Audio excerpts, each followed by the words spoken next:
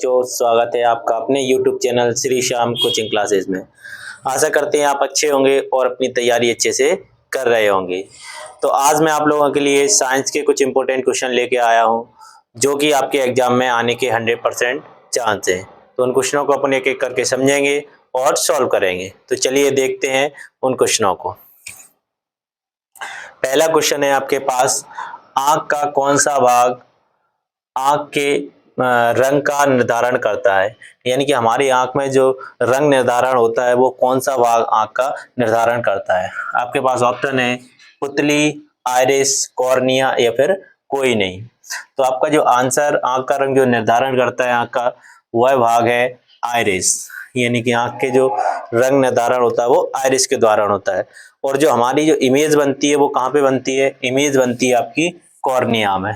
याद रखना कि इमेज कहाँ पे बनती है? कॉर्निया में। नेक्स्ट क्वेश्चन, आंसुओं में कौन सा पदार्थ घुला रहता है।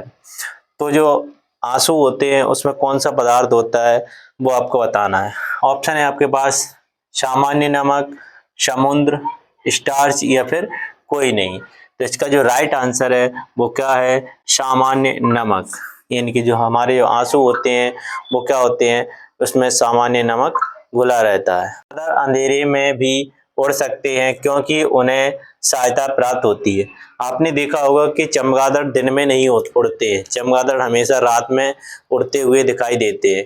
किसके कारण? क्या उनकी आंखें रात में देख पाती हैं या फिर और कोई कारण है? देखते हैं। पहला क्वेश्चन ऑप्शन है आपके पास अल्ट्रासोनिक वेव के कारण, रेडियो वेव के कारण, यंत्र से या फिर कोई नहीं।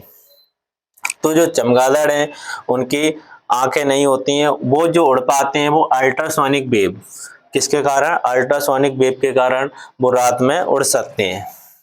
सूर्य, नेक्स्ट क्वेश्चन है, सूर्य उदय के समय, सूर्य उदय समय व डूबते समय, उदय के समय और डूबते समय लाल क्यों दिखाई देता है ये बताना है। सूर्य जो उदय होता है वो जब वह उदय यानी कि जब निकलता है तब आप देखते होंगे कि उसके चारों तरफ कैसे लालिमा सी छाई रहती है, और डूबते समय भी यही होता है।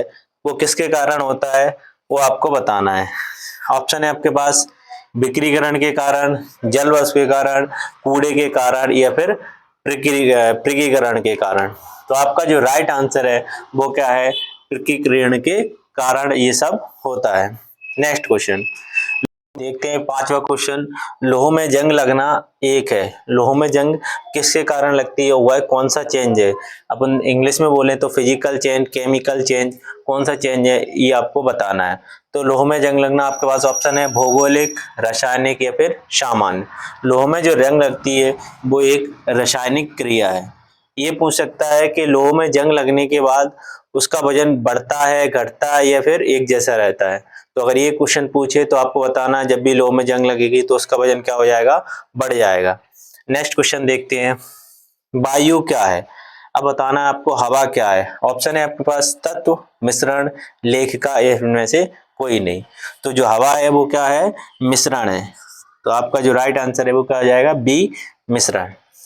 सबसे हल्की धातु कौन सी है? सबसे हल्की धातु कौन सी है आपको बताना है। तो ऑप्शन है आपके पास लिथियम, एल्यूमिनियम, लोहा या फिर इनमें से कोई नहीं। तो आपका इसका जो राइट आंसर है वो क्या हो जाएगा? लिथियम। लिथियम जो धातु है वो सबसे हल्की धातु होती है। 8, संगमरमर किसका रूप है? ऑप्शन है आपके पास सेल, नेस या चूना पत्थर या फिर बलुआ पत्थर।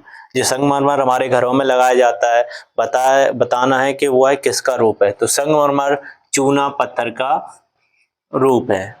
नेक्स्ट क्वेश्चन, ध्वनि की गति सर्वाधिक होती है। जो हमारा जो साउंड है, साउंड की स्पीड सबसे अधिक कहाँ पे होती है ये आपको बताना है। ऑप्शन है आपके पास वायु में, जल में, निर्वात में या फिर स्टील में। तो जो ध्वनि की गति है वो सबसे अधिक होती है ठोस पदार्थों में। तो यहाँ पे ठोस क्या है? स्टील। तो ध्वनि की जो सबसे अधिक गति होगी वह किसमें होगी? स्टील में होगी। आपके पास ये क्वेश्चन ये पूछ सकता है कि ध्वनि की गति शून्य कहाँ पे होती है, यानी कि जीरो कहाँ पे होती है। तो जब भी ये पूछेगा शून्य कहाँ पे होती है तो आपको आंसर लगाना है निर्वात में। नेक्स्ट क्वेश्चन, टेलीविजन का आविष्कार किसने किया है? जो अपन टीवी देखते हैं उसका आविष्कार किसने किया है, ये आपको बताना है। ऑप्शन है आपके पास जे.एल. बेयर्ड ने, मैकमिलन ने, जेम्स वाट ने, या फिर इनमें से कोई नहीं।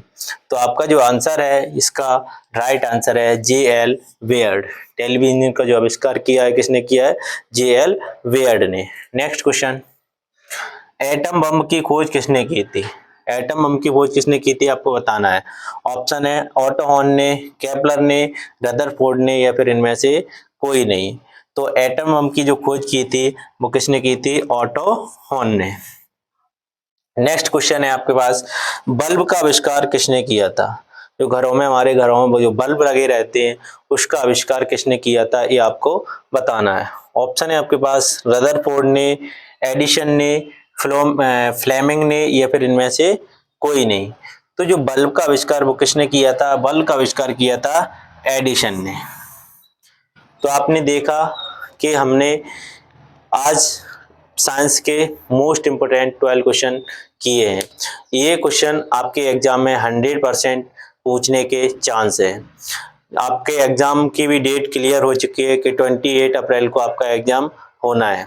तो आप इन क्वेश्चनों को कॉपी में नोट डाउन कर लें और इनका बार बार रिवीजन करें, जिससे आपका सिलेक्शन सुनिश्चित हो सके। तो यह, और अगर आपको यह वीडियो पसंद आए तो वीडियो को लाइक करें और चैनल को सब्सक्राइब भी कर लें और अपने दोस्तों को शेयर कर दें, क्योंकि ये जो सीरीज चला रहे हैं वो सीरीज आपको सिलेक्शन तक लेके जाएगी।